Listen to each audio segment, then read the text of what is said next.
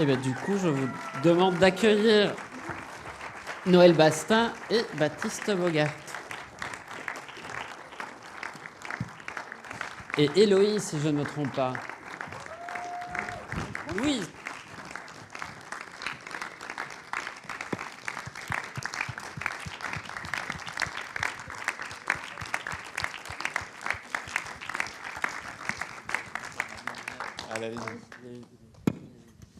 Donc l'idée va être de faire circuler un micro dans la salle.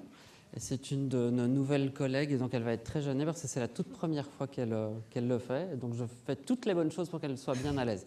Ça va l'aider de dire oui, ça, à mon avis. Oui, tout à fait. Et donc du coup, moi je vais lancer la première question qui est, un peu, qui est toujours ici un peu l'origine du projet. Ici, c'est un projet un peu spécifique puisqu'il a été déposé en production légère.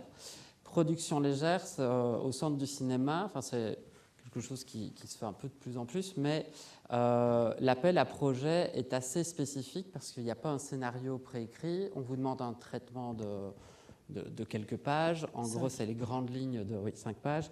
Les grandes lignes de l'histoire, il faut un peu le pitcher, il faut convaincre un jury qui n'est pas une commission. C'est un peu comme la commission, mais ce n'est pas non plus la même chose. Et c'est un peu on va dire une sorte de bourse qui se veut être un pied à l'étrier pour aller vers le long métrage. Donc voilà, je veux bien savoir comment est né ce projet dans ce cadre spécifique. Tu peux parler des conditions légères. Vas-y. C'est vrai que nous, ça nous arrangeait bien de pouvoir proposer un film sans devoir passer par l'écriture d'un scénario complet de 120 pages et de plutôt avoir cette souplesse d'avoir juste 3 pages pour mettre les idées principales et avoir cette latitude-là pendant le tournage. Si ce n'est qu'avant ce tournage-ci, finalement, on s'est quand même retrouvé avec un scénario de 120 pages très classique, mais la souplesse que ça nous a permis, c'est que vu que le scénario qu'on avait écrit avant le tournage n'était pas très bon, et vu qu'on n'avait pas eu l'argent pour un scénario précis, on a eu la possibilité de réécrire tout pendant chaque phase de tournage. Vu que le film se passe pendant 1 an, en gros, il y a eu 3-4 phases de tournage, et à chaque fois, par rapport à ce qu'on avait tourné, on avait la possibilité de se repositionner, donc de réécrire avec un certain montage aussi qu'on faisait pour chaque partie. Et donc ça nous permettait d'avoir une précision beaucoup plus grande que si on avait tout tourné d'un seul bloc en faisant confiance à une écriture, mais qui n'était pas du tout connectée au lieu. Et juste pour rebondir... Non, mais c'est vrai que juste ça nous a permis aussi d'avoir cette liberté-là. C'est qu'on avait ce scénario et puis on s'est dit, bon, est-ce qu'on a envie de tourner ça? Non. Ben, on peut le réécrire. Ouais. Alors que c'est vrai que je pense que dans les commissions traditionnelles, il y a tellement de réécriture et de réécriture que le scénario peut vite se durcir et que nous-mêmes, on peut tenir très très fort à un scénario écrit et qu'on peut même avoir peur de ne pas le tourner tel quel. Alors que là, non, on a eu la liberté aussi de pouvoir le réécrire à chaque fois. Tu voulais dire autre chose? Non, là, ça va pour le moment. Vous jouez fort avec le réel. Qu'est-ce qui est vrai, qu'est-ce qui est faux? Moi, la vraie question, c'est qu'on est dans le vrai village de Vitryval, avec les vrais habitants de Vitryval. Est-ce que les deux compères sont policiers ou pas dans la vraie vie, ou est-ce qu'ils jouent des policiers à l'écran? Non, ils jouent des policiers. Pierre est mécanicien agricole et Benjamin est pompier.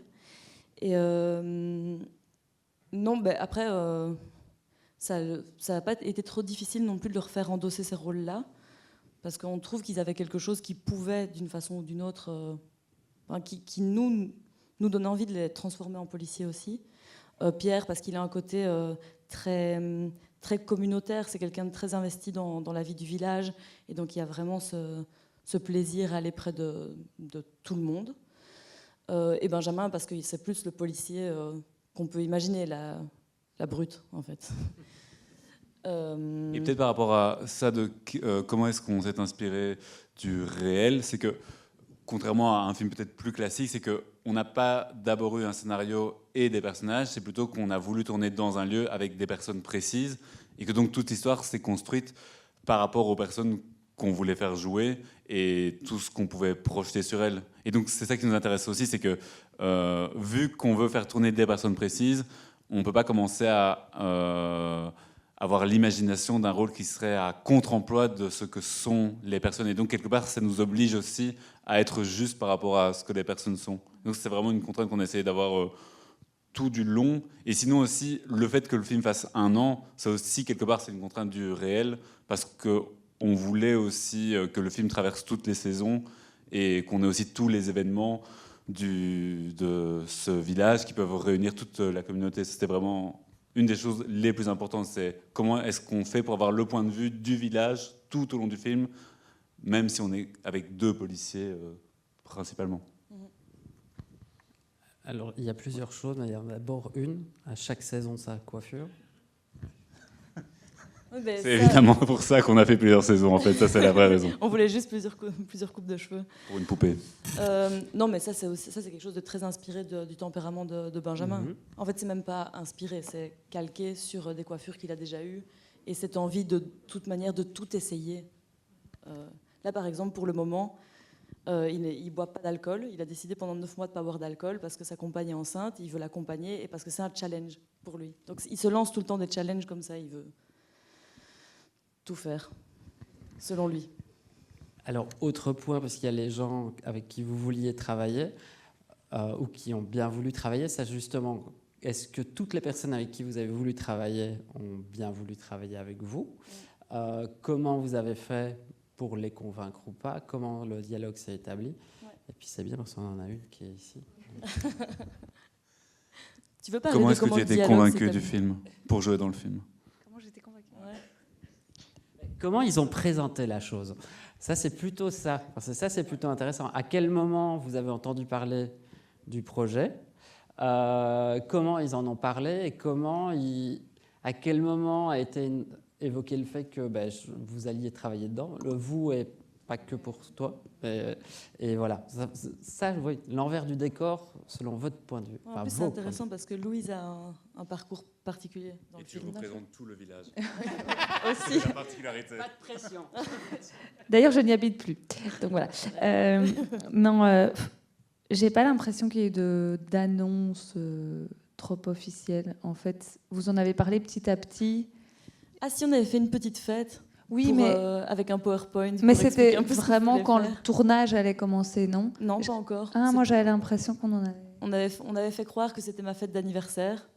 Et en fait, c'était un peu un guet-apens pour prendre tout le monde de la famille, parce que dans le film, c'est majoritairement des personnes de ma famille. C'était un peu un guet-apens pour montrer un PowerPoint et expliquer qu'on avait un film qui était en train de se mettre en place à Vitrival. Et on voulait que les personnes viennent après.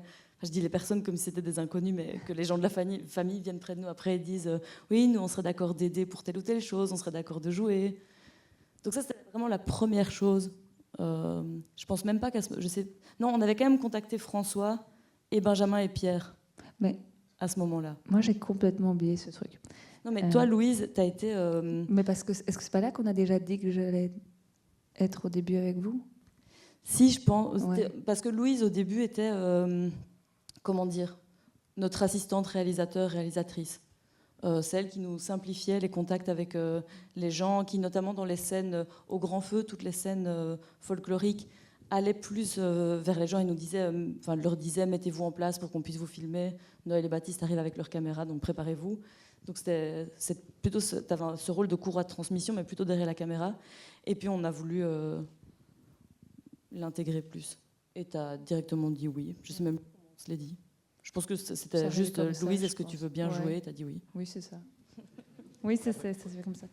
Mais peut-être aussi, on n'avait pas pensé que tu aurais un rôle à ce point grand, enfin, du moins, qui occupe une certaine place dans le film tout au début, mais c'est aussi l'envie de jouer des personnes pendant le tournage qui fait qu'on a envie aussi de donner une plus grande place. Je crois que c'est ça aussi qui a eu, c'est comment est-ce qu'il y a un engouement qui a lieu et comment justement on peut surfer sur ça, on pourrait dire.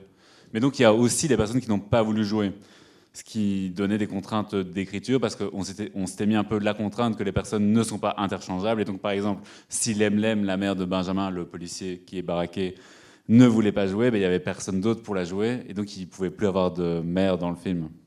Non, mais c'est un autre cas, parce que tu dis quelqu'un qui ne veut pas jouer dès le début. Or là, elle avait accepté. Il y a ce cas-là, il y a des personnes qui acceptaient de jouer et qui n'aimaient pas. Donc là, on ne pouvait plus, on devait juste les supprimer du scénario. Donc en fait, ça nous demandait... Juste, c'est pas seulement les conditions légères qui nous ont permis de réécrire tout le temps, c'est aussi le fait qu'en tournant dans un village où personne enfin, dans n'importe quel lieu où personne n'a jamais joué, il y en a qui peuvent vraiment être mal à l'aise et ne pas aimer. Il y en a eu très peu, il y en a eu 2. Il y a eu Jean-François de la radio qu'on a dû tuer pour... En plus, maintenant, j'ai appris il n'y a pas longtemps qu'il disait que c'était lui qui avait eu l'idée qu'on le tue. Alors que c'est faux, il nous a juste lâchés parce qu'il aimait pas du tout. La maman de Benjamin, on a tourné avec elle et elle n'aimait pas, donc on n'a plus pu...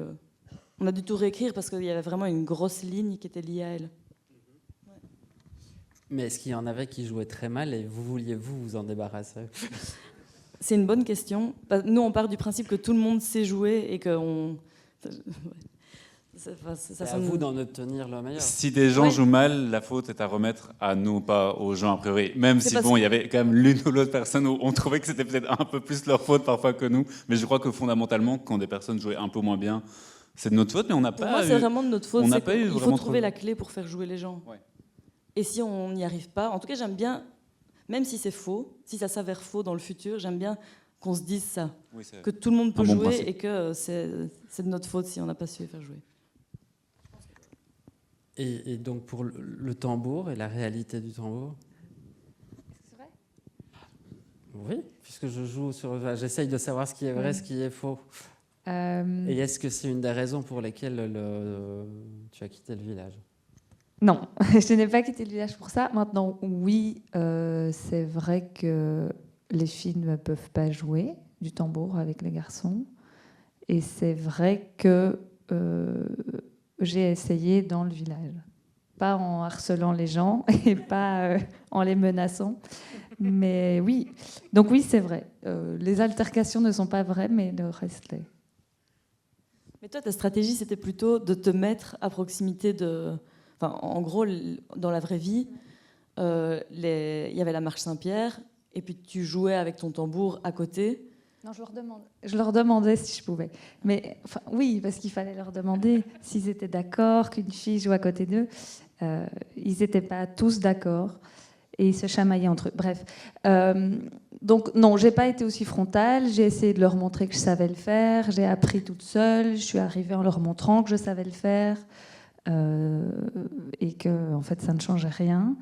Mais ça ne fonctionne pas. Peut-être que j'aurais dû être plus frontale. Mais non, je ne crois pas. Mais en tout cas, ça ne. J'ai pas fait comme elle. Enfin, j'ai pas fait comme moi. Ça n'a. Les deux techniques n'ont pas l'air de fonctionner à Vitrival, en tout cas. Mais il faut espérer que dans le reste du monde, oui, que ce n'est pas une réalité universelle. Est-ce qu'il y aurait déjà une question ou simplement moi? Ah bah. Bonsoir. Bonsoir. Oui, j'avais une question par rapport à la longueur des plans, notamment les fins de plans que vous laissez traîner de manière... juste pour que ce soit remarquable. Est-ce que c'est volontaire? Pourquoi vous avez fait ça? Est-ce que c'est un rapport avec la toute dernière scène du film où j'ai cru voir quelque chose, mais j'en suis pas sûr? Il faudrait que je revienne le revoir. Bonne idée. Ma deuxième question, c'est est-ce que vous avez projeté le film aux habitants de Vitrival? Si oui, comment ça a été perçu? Sinon, est-ce que vous avez l'intention de le faire? Je commence par la deuxième question, puis tu parles de la première. Ça te va?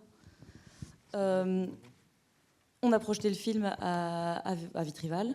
Il y a eu en plusieurs étapes. Donc il y a eu d'abord la première à Rotterdam au festival, où là il y avait déjà une bonne des parties, je sais pas, une quinzaine de personnes du village qui sont venues. Ça c'était la première découverte qui nous a déjà rassuré un petit peu sur la réception aussi d'une toute petite frange des gens du village.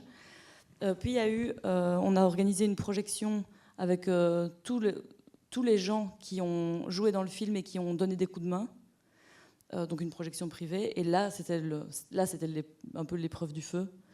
Ça s'est très bien passé, vraiment très bien. Enfin, je pense que quand même, dans un premier temps, après un premier visionnage, la plupart voient surtout les aspects drôles du village, de la vie de village, le fait de voir ses voisins jouer ou ses cousins, etc. dans le film. Mais parce qu'ils ont eu l'occasion de le revoir une deuxième fois après, là ils se mettent à parler plus des suicides, à se questionner aussi sur pourquoi cette trame dépressive. Et ça n'a pas encore donné vraiment des conversations très, très profondes à ce niveau. Un peu avec ma maman, qui elle l'a vu je crois 5 ou 6 fois. Et oui, elle maintenant elle ne voit plus que l'aspect déprimant du film, mais elle aime bien. Et par rapport à ta question sur le plan séquence, c'est vrai que nous, comment dire, si on fait durer les plans, c'est qu'il y a déjà un certain goût à le faire, mais pour ce film-ci en particulier, vu que c'est un film avec 2 policiers, mais qu'il n'y a pas vraiment un coupable clair, vu qu'il s'agit d'une vague de suicides, on se disait aussi que c'était intéressant de voir comment est-ce qu'on peut se mettre dans une position où on commence à chercher aussi dans l'environnement qu'est-ce qui pourrait faire en sorte que des personnes se mettent à se tuer. Et donc, est-ce qu'il y a des choses qui émanent, qui font que ça les pousserait à ces comportements-là? Et puis, donc ça c'est une première chose. Et une deuxième chose serait aussi de dire que on aimerait bien aussi qu'on ait le sentiment et la sensation que les saisons passent et que c'est aussi un temps qui est propre à Vitrival. Et donc ça, comment dire, on ne fait pas tant des longueurs pour faire des longueurs que pour trouver le temps qui fait qu'en tant que spectateur, on a le temps d'avoir une place aussi dans le film. Et alors, il y avait une question là en haut à gauche. Et le temps d'y arriver, moi je vais rebondir sur le plan séquence, mais du coup sur le cadrage. Parce que, je trouve que le cadrage est très très bien pensé, mais on est dans une très jolie fixité du cadre aussi. Qui cadre? C'est Baptiste qui cadre, donc, mais on fait beaucoup de repérage avant de tourner. Donc quand on arrive sur le tournage, tous nos cadres sont déjà prêts. Après, ça peut toujours changer. Et là, Baptiste fait en sorte qu'on respecte le cadre qu'on a mis en place. Parce que sur le tournage, on travaille avec une chef opératrice, Marie Merlan. Et c'est plus un dialogue entre deux. Mais ça permet aussi... Je déborde un petit peu, mais ça permet aussi peut-être de parler de comment on se répartit les rôles sur le tournage. Baptiste va être plus dans les aspects techniques. Donc, par exemple, là, pour le cadrage, pas que ça, mais plus, disons. Et moi, plus, alors, en tout cas dans ce cas-ci, à la mise en scène, avec la mise en scène, le jeu, quoi. Mais on fait tout le temps on est une toute petite équipe, donc en fait, on se parle tout le temps. Là, c'est un peu artificiel de séparer comme ça, mais disons qu'on a ces 2 pôles-là, mais qui dialoguent tout le temps, quoi. Et juste par rapport à l'affectivité des cadres, c'est que pour ce film-ci, on partait du principe que pour chaque situation qu'on voulait filmer, il y avait une place qui était la bonne et il fallait qu'on la trouve. Et une fois qu'on avait trouvé cette bonne place, c'était de trouver les solutions de mise en scène. C'est plutôt un choix qui fait en sorte de mettre en avant le travail qu'on fait avec les comédiens surtout. Et est-ce que, après je vous passe la parole promis, mais est-ce que du coup ça tourne et vous continuez à dialoguer alors que ça tourne ou pas? Il y a plusieurs non, nous on est... Ou est-ce que c'est vraiment, on met en place, on recommence la scène? On a déjà travaillé un peu plus salement comme ça, donc parfois c'est intéressant en effet de faire des prises interminables où il n'y a plus vraiment de début et de fin de séquence. Mais sinon, on est plutôt quand même été strict sur les moments d'entrée et de sortie, si ce n'est pour les séquences plus documentaires, comme le Grand Feu, comme la Marche Saint-Pierre, où là c'était évidemment plus dilué, mais pour le reste, non, c'était... Peut-être que le film semble par moments plus improvisé parce que ce sont des non-professionnels et qu'il y a un langage parlé qui paraît plus direct, mais en gros tout est écrit. Tout est écrit et tout est chorégraphié aussi. Ouais. On sait qui va où, à quel moment. C'est vrai qu'il y a très peu d'improvisation finalement. Je dirais qu'il y a des changements qui se font par rapport au texte qu'on a écrit, mais c'est plutôt entre les prises où quelqu'un va dire ça je le sens pas, je le sens pas de le dire comme ça. Et dans ce cas-là, on change ensemble. Mais par contre, oui, pour rebondir par rapport à ça, vu que c'était un projet en conditions légères, on avait plutôt une équipe réduite.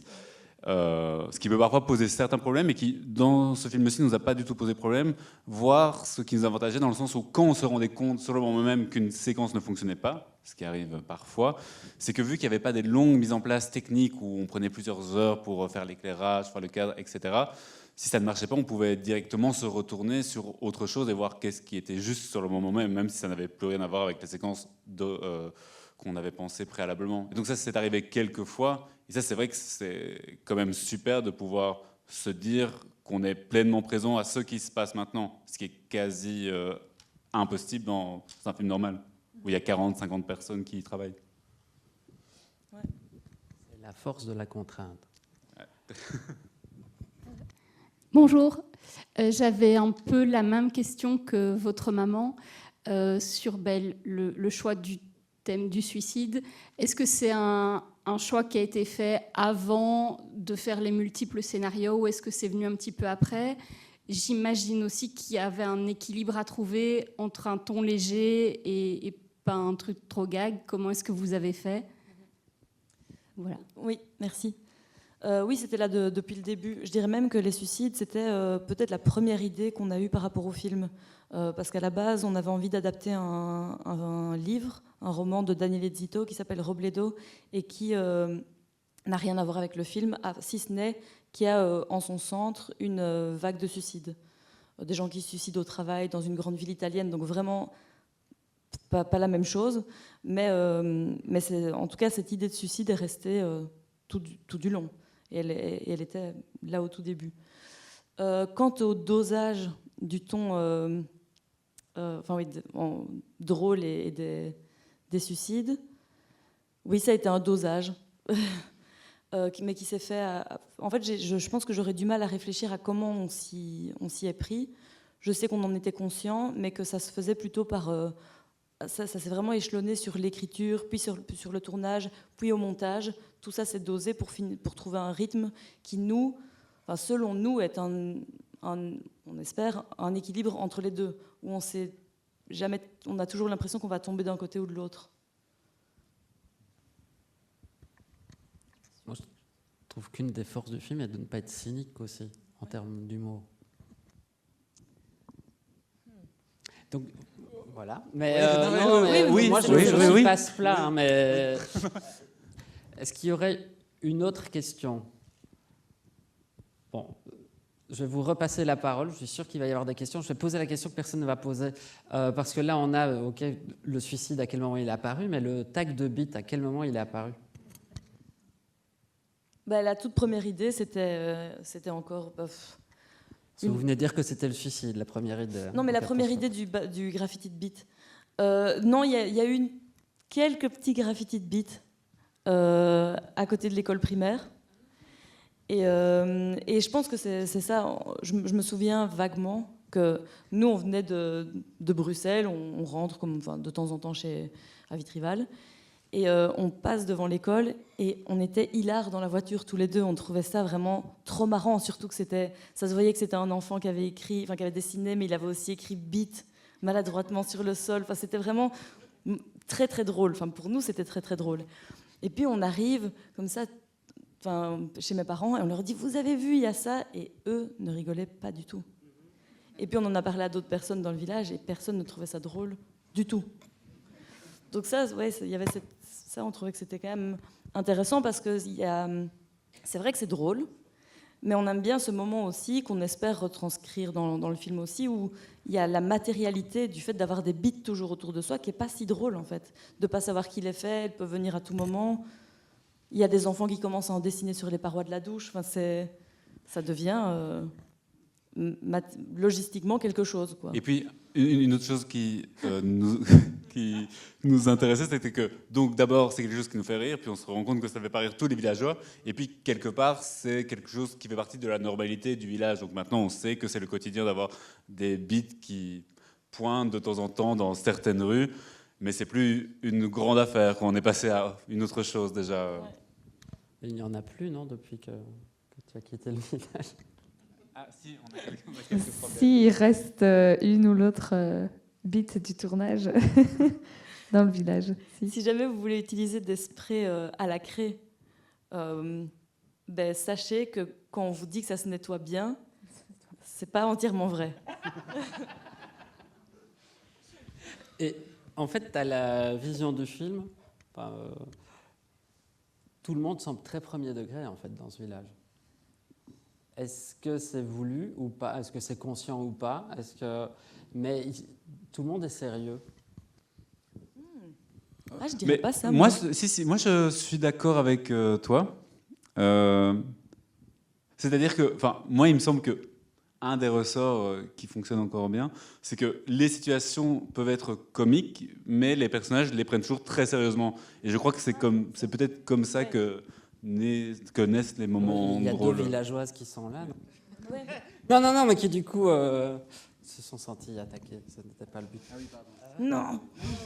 Par ma question, pas par ta réponse. Je l'avais pas comprise comme ça. Elles ont validé ta réponse. Gare à vous. Est-ce qu'il y aurait une question, un commentaire, une réflexion?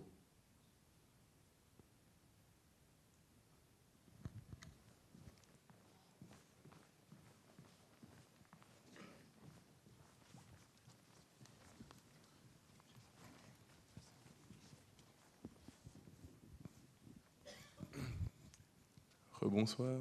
Bonsoir. Je ne sais pas si c'est autorisé de faire ça, mais je vais vous poser des questions sur... vous avez le droit de ne pas répondre. Mais pourquoi le design des beats a changé au cours du film? Et est-ce que c'était Louise? Alors, je ne suis pas sûr... Est-ce qu'on peut poser ce genre de questions? C'est pas une sotte question du tout, c'est très très bien. Moi, ça me réconforte par rapport aux questions que je peux poser, donc c'est très bien. Et je voulais la poser, donc c'est très bien. Donc, première question, une évolution concernant le design des beats, c'est ça? Quoi?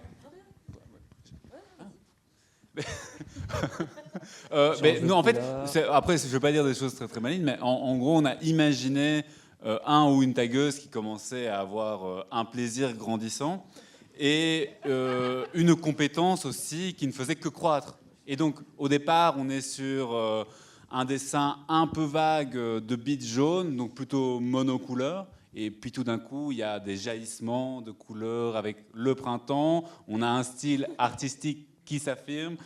Et puis, on rentre dans des choses, on finit par se poser des questions techniques improbables. Peut-être que comment on fait ça sous une voiture. Donc, je sais pas, le plaisir de faire juste de plus en plus gros et improbable. Enfin, simple en fait, simple. Et on aimait bien aussi l'idée de pouvoir imaginer juste à travers ce changement de couleur et de design, ce que Baptiste vient de dire, mais aussi imaginer la personne au magasin devant toutes ces bombes, d'un coup se dire « Ah oui, mais en fait, je peux ne pas prendre que le jaune, je peux prendre aussi le rose, l'orange. » Vraiment qu'il y ait une espèce de petite histoire comme ça derrière qu'on puisse s'imaginer.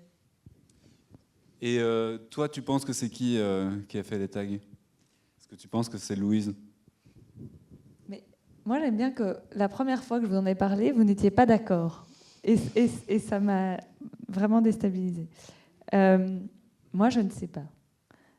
J'aime bien que ce soit elle, parce que vraiment, on voit qu'elle s'énerve de plus en plus et qu'elle, du coup, ça va avec l'évolution du design, etc. Et en même temps, on n'en est pas vraiment sûr et j'aime bien le suspense aussi. Donc, je ne sais pas si c'est elle. Je crois quand même. Mais... Pour moi, c'est clair que c'est elle. Et c'est là où Baptiste n'est pas d'accord, mais pour moi, c'est clair que c'est elle.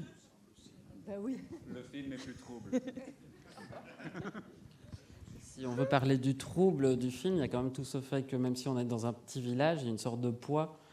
Parce que tous ces suicides prenant place, qu'est-ce qui conduit des gens qui ont l'air bien à soudainement aussi se suicider? C'est un film qui, pour moi, parle de la réalité contemporaine et d'une sorte de monde en perdition. Mais derrière la comédie, il y a une réalité qui... Voilà. Non, après, quand on nous demande plus frontalement pourquoi est-ce qu'on a amené des suicides à Vitry-Val, on répond jamais directement, donc on répond plutôt de côté, et donc pour donner des éléments de côté, disons que déjà il y a une première chose qui est qu'il y a bien plus de suicides dans le monde qu'il n'y a de meurtres. Et donc là, c'est déjà quelque chose qui nous interpellait de se dire, tiens, comment ça se fait que pourtant on a quasiment que des films policiers où on cherche un coupable pour savoir qui a tué qui, alors que la plupart du temps, c'est plutôt des personnes qui vont mettre fin à leur jour par elles-mêmes. Et donc, on trouve intéressant que les policiers soient confrontés à une enquête qui est une non-enquête, vu qu'ils ne peuvent rien faire, et surtout de voir comment est-ce que leur fonction va changer et comment ils vont devoir s'ouvrir au reste du village, même si ça reste dans des proportions minimes, parce que ça reste deux bonhommes qui ont du mal à parler avec leur cœur. Mais en tout cas, qu'il y ait cette possibilité-là de changer un peu et de s'ouvrir à l'autre, c'est quelque chose qui nous parlait. Oui, mais le fait que...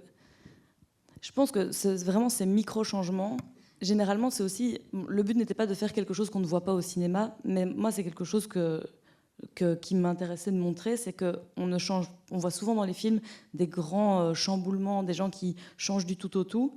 Or ici, Pierre et Benjamin et l'ensemble du village, il y a très peu de changements. Il y en a, mais c'est vraiment des micro-changements, des minuscules tentatives qui peuvent sembler de l'extérieur ridicules, mais qui, pour nous, ne le sont pas. Et qui nous semblent aussi beaucoup plus proches de ce que peut être le changement dans la vie aussi. Et puis, vu que ce n'est pas un seul suicide, mais plusieurs suicides, on n'est plus non plus dans une certaine individualisation des raisons personnelles qui feraient que quelqu'un passerait à l'acte. Là, la chose devient plus macro, enfin, plus sociologique aussi, et donc d'où le fait qu'on essaie de prendre une certaine distance dans la manière dont on filme pour essayer de voir qu'est-ce qui, dans le village, pourrait créer ça, oui. Ce qui peut du coup amener une résonance universelle. Eh bien, voilà, là en haut. Attention, vous avez peut-être le poids de la dernière question. Enfin, j'en garde une si c'est pas celle-là qui sort maintenant. C'est pas la question la plus intéressante, je pense. Je me demandais s'il y avait un commissariat dans Vitrival, et si oui, si les flics ont vu les flics du film dedans, et est-ce qu'ils ont trouvé ça juste, ou est-ce qu'ils ont été vexés, ou justement contents qu'on les a bien représentés. Enfin bref, voilà. Je trouve que c'est pas du tout une mauvaise question, au contraire, parce que c'est quand même un gros, enfin ça a été un gros enjeu à tout le temps. Mais donc, il n'y a pas de commissariat à Vitrival, c'est la zone de police entre Sambre et Meuse qui regroupe plusieurs communes. Et on les a rencontrés pour faire des repérages, donc les suivre. Dès le début, ils ont été très accueillants. Ce qui nous-mêmes nous a surpris, c'était vraiment facile, ils acceptaient vraiment qu'on les suive. Parce qu'au tout début, on hésitait, on ne savait pas si on voulait faire suivre plutôt des policiers d'intervention ou alors plus musclés, ou alors être vraiment suivre des agents de quartier. Très rapidement, on s'est rendu compte que c'était plutôt les agents de quartier qui nous intéressaient. Et oui, ils ont vu le film. Enfin, d'abord, avant ça, donc il y a eu les repérages, on les a accompagnés. Puis, il faut savoir aussi qu'ils nous ont prêté du matériel. Les gilets pare-balles, par exemple. Nous, on avait été chez des costumiers, des loueurs de costumes du cinéma. Et là-bas, on s'est rendu compte que c'était pas les vrais uniformes. Donc, on a voulu avoir les vrais. Parce qu'on trouvait aussi, surtout quand on fait jouer des acteurs et des actrices non professionnelles, on aime bien l'idée qu'il faille le bon et le vrai costume pour pouvoir se comporter vraiment. Enfin, en tout cas, avoir cette véracité-là qui permet après de pouvoir jouer plus justement. Donc, eux nous ont donné beaucoup de conseils sur les vêtements, nous ont prêté des vêtements aussi et des accessoires. Et puis, juste avant de commencer le premier tournage, Pierre et Benjamin les ont rencontrés, le chef de la zone et un agent de quartier, et ils les ont entraînés pendant 3-4 heures sur... on leur avait demandé d'expliquer un peu comment se tenait un policier, qu'est-ce que les policiers disent, qu'est-ce qu'il y a un peu comme cliché chez les policiers, dans des clichés langagiers ou de mentalité. Et ça, c'était vraiment très, très utile. Et puis, à la projection privée, où on a invité la centaine de personnes du village qui nous avaient aidés, qui a joué, eux sont venus le voir. Et ils ont été très touchés par la justesse du travail d'agent de quartier. Où eux-mêmes, ils le disent, il y a des moments où on ne fout rien. Et c'est quand on ne fait rien qu'on fait des choses aussi. Parce que c'est cette disponibilité-là qui permet aux gens de venir nous trouver pour parler de choses qui peuvent sembler être des conneries, mais qui sont ce qui les occupe au quotidien. Et encore une chose par rapport à la police, parce que c'est quelque chose qui me travaille un peu aussi, enfin, surtout vu ce qui se passe en ce moment et la police qu'on a, enfin, qui se durcit dans bon nombre de villes, enfin, même partout en fait. Là, c'est vrai que ils sont l'inverse de violents. Enfin, ils ont un sexisme latent, une aura macho très claire, mais il n'y a pas cette violence qu'on peut rencontrer dans la vraie police ici à Bruxelles. Enfin, dans la vraie police, dans le sens... Enfin, vous voyez ce que je veux dire. Et...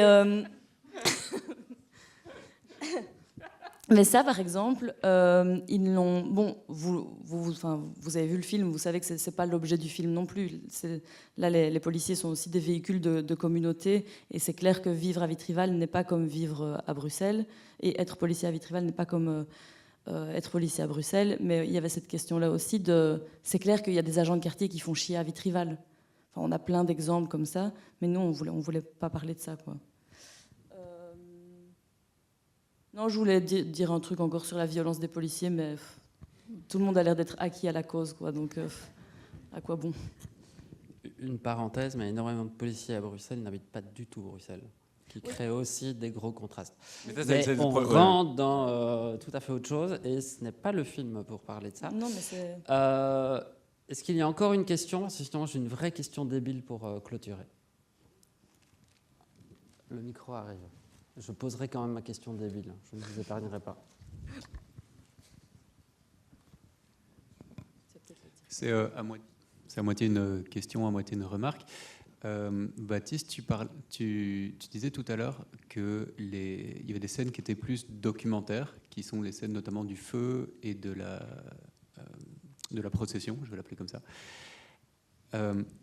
C'est intéressant parce que j'ai l'impression que les images qui sont les plus documentaires sont plutôt les plans fixes que tu mets souvent en place, et que notamment les images du feu, pour moi, sont les images les plus esthétisées dans ce qu'elles peuvent être les plus jolies, en tout cas belles et fascinantes.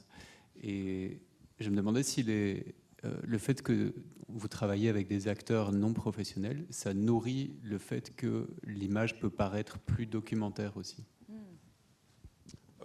Ça, à mon avis, je dirais sûrement, dans le sens où on garde les personnes dans leur environnement propre et on tourne dans les espaces qu'ils occupent eux-mêmes. Donc ça, il doit sûrement se passer quelque chose avec la véracité de la situation, oui, qui fait qu'il y a un aspect plus documentaire qui rejaillit. Et par rapport à... c'est que par rapport à des images documentaires qui seraient presque plus esthétisées que des images de séquences qu'on dirait plus fictionnelles, ça, je dois dire, on ne s'est pas du tout posé la question. Si ce n'est que si. Peut-être que là, on se pose plus la question du cadre au moment du documentaire, c'est que, vu qu'on n'a pas pris sur le réel, on doit se concentrer exclusivement sur ce qui a lieu et tout le temps se resituer par rapport à ce qui se passe. Et donc ça aiguise peut-être d'une certaine manière notre regard, alors que finalement on ne change jamais de cadre une fois qu'on l'a décidé sur le tournage. Là, c'est quelque chose qui est là. Et donc peut-être qu'il y a plus de documentaires dans ces scènes fictionnelles, dans le sens où, vu que maintenant tout est verrouillé au niveau du cadre, il y a la vie qui apparaît alors dans le cadre. Et enfin, je suis un peu brouillon là, mais... Non, mais c'est intéressant, j'y avais jamais pensé. Mais je me dis que c'est peut-être dû aussi au fait qu'il y a quelque chose peut-être de plus impressionnant. Je ne sais pas si ça rejoint ce que tu vas dire, ce que tu dis dans les scènes documentaires, parce que c'est souvent, toujours des scènes de foule. Donc peut-être qu'il y a quelque chose aussi de différent du reste du film, vu que c'est vraiment des foules. Ouais. Et alors la super question, la saisonnalité des arbres magiques. Tu l'as remarqué? Oui, ben oui. Les arbres magiques. À chaque saison, les arbres son magiques. arbre magique. Ouais, ben voilà, on aimait bien l'idée qu'ils soient très à cheval sur le fait de changer leur arbre magique. Et on aimait bien aussi. En fait, ça rejoint un peu la question de la couleur des graffitis aussi. On aimait bien les imaginer presque aller au bricot, sentir les différents arbres et se dire ou alors aller au commissariat et regarder tous les arbres qui sont et se dire cette saison sera celle de menthe poivrée. Après, j'irais même plus loin dans le sens où les odeurs les font jouer différemment. Par exemple, je me souviens, premier tournage, on avait commencé avec un sapin frais, ça ne marchait pas. Mais parce que Benjamin voyait ça comme une attaque personnelle. Comme une offense. Parce qu'il n'aime pas les fruits rouges. Et il a besoin de le répéter très souvent, qu'il n'aime pas les fruits rouges. Il a tout le temps l'impression qu'on oublie qu'il n'aime pas les fruits rouges. Ouais. Et donc le fait qu'on ait choisi un sapin à la fraise, parce que c'est nous qui leur imposions, enfin on n'avait pas pensé, on mettait juste un sapin. Et on s'est rendu compte que là, il fallait leur faire choisir leur sapin, qui se sentait mieux. Parce que c'est vrai qu'ils passaient... Non, mais on rigole, mais ils passaient énormément de temps dans cette toute petite voiture. Et nous avec, parce qu'il fallait aussi qu'on rentre dedans. Souvent, on était à 5 ou à 6 dans la voiture pour filmer, alors qu'elle est minuscule. Et donc, mieux valait avoir une bonne odeur de sapin, quand même. En tout cas, qu'il les rebutait pas. Bah, comme quoi, il n'y a pas de bête question. Merci beaucoup, beaucoup. Merci. Et alors, c'est l'instant promotion. Le film sort demain. Il est programmé en Wallonie, à Bruxelles, il est ici. Et vous en êtes les ambassadrices, ambassadeurs. Le bouche à oreille est très important, même s'il a sa garantie de 3 semaines ici et qu'il aurait une meilleure programmation en 2e semaine. Bonne soirée. Bonne soirée.